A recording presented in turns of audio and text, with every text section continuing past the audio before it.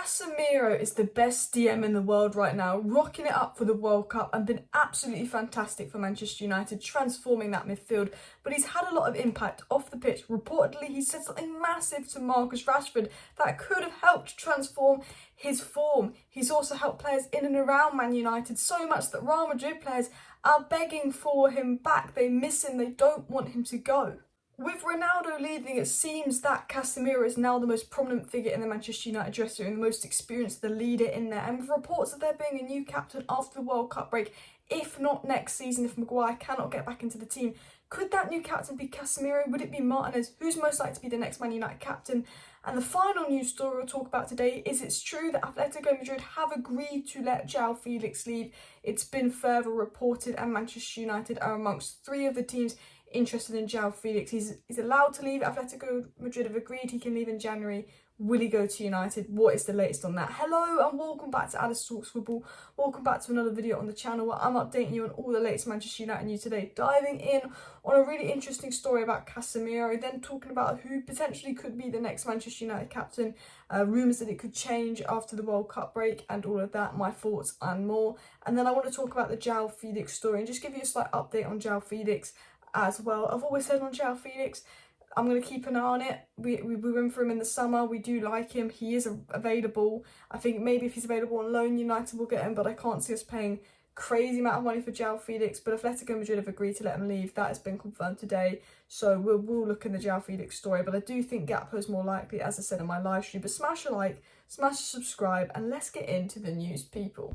Sources that watch Casemiro train say the best thing about him is there's no ego and he's a proper professional. He understands the manager's wishes and his strength is to hold the position and pass forward. So we all love Casemiro. If you don't love Casemiro, why not? Like, he is just amazing on the pitch, top professional. Like, we hear all these stories that Casemiro does research off the pitch.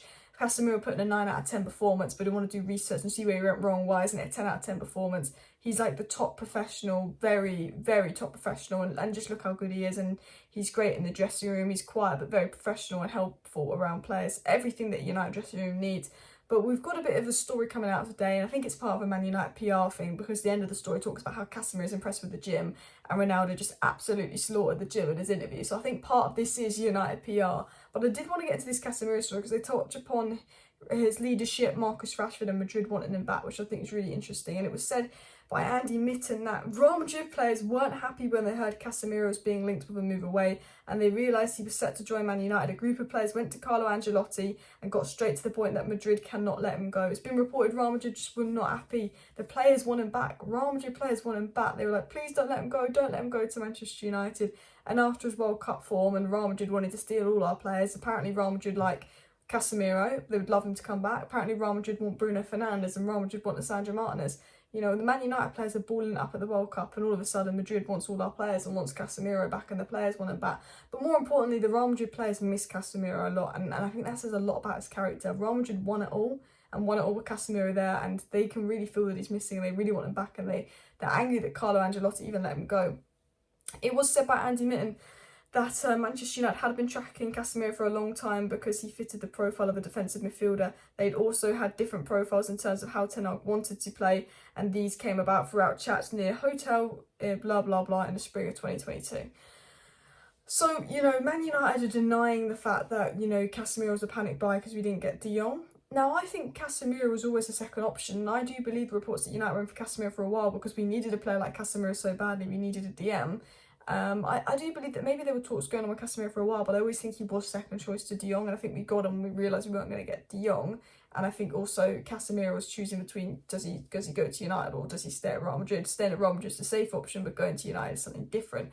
And they're basically saying by Andy Mitten that United were in for Casemiro for a while, and they'd been having talks for a long time actually regarding Casemiro's move, which would suggest that maybe Ten Hag did want Casemiro. It wasn't, maybe if he didn't get De Jong, you know, Casemiro was someone that Ten Hag wanted for a while. It was said that after Man United's 4-0 loss to Brentford, there wasn't certainty Casemiro would carry through with the talks. But when his camp called up United, they conveyed the message he was more determined than ever to join and give his effort to correct their form. And this is what I love about Casemiro. He saw that we lost 4-0 to Brentford. He rang them up and was like, I still want to go despite this poor form. I still want to be a part of the team. And that's what I admire about Casemiro. He could have had the easy life at Real Madrid winning everything. You know, the big guy played it safe, but he's like, I'm going to move to a new country, to a team that are 4-0 down to Brentford, a team that started the season bad, because I believed in myself. That's not going to stop me, and I think that's the kind of attitude you need. And when Casemiro is leaving Real Madrid to come to Man United after we lose 4-0 to Brentford, for me that sends the message to the rest of the players of like, yeah, 5 times Champions League winners coming to United, no one's bigger than the club. Just because we lost 4-0 to Brentford doesn't mean you're too big to play for United, because Casemiro is here and Casemiro wants to come, and that's what I love about Casemiro, is he actually still wanted to come, and his just whole mentality. I do think as soon as he lost 4-0 to Brentford, that was De Jong gone. I do always think there was a chance we got De Jong, and I think once he saw us lose 4-0 to Brentford, he was gone, which is why I believe United were worried that Casemiro was going to pull out as well when he saw us lose 4-0 to Brentford.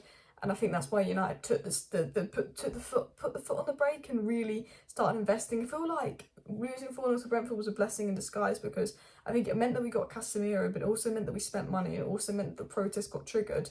And that might have also influenced the Glazers' decision to sell Manchester United as well. But this was said by Samuel Lutkes, and this is a story I thought was really interesting. Samuel Lutkes said, "New sources say Casemiro exudes a quiet authority." He said, "In San Sebastian, Casemiro was the most vocal in berating Marcus Rashford and for ploughing into oncoming traffic." So Samuel Lutkes talks about Casemiro and what he's like in training and all of that, saying, you know, he's quiet but like authority, leadership, calm, control. We've heard that he's quiet in the dressing room, but he's very much a leader, gives very useful advice. But he talks about how Casemiro actually berated Marcus Rashford for running into oncoming traffic, and what he means by that is basically Casemiro said to Marcus Rashford, stop running into players, stop running into a load of players, like think about where you're moving.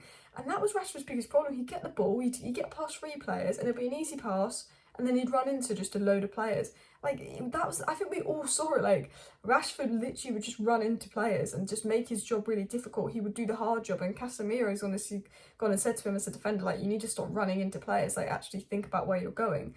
And I don't think, you know, I think Ten Hag's had an impact. I think Rashford putting his head down and really focusing has had an impact. I think the better environment at United's had an impact. Rashford said that his form's got a lot better because he enjoys coming to training a lot more this season because the general dressing room environment's better. But I do believe Casemiro probably had a big impact on Rashford.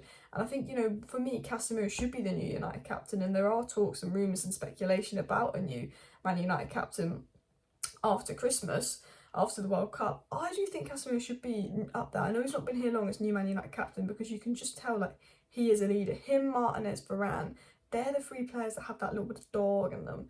I always say, like, they are leaders, and Casemiro helps people off the pitch, like someone that's respected. The fact that Real Madrid won him back, the players didn't want him to leave, shows that how respected he is.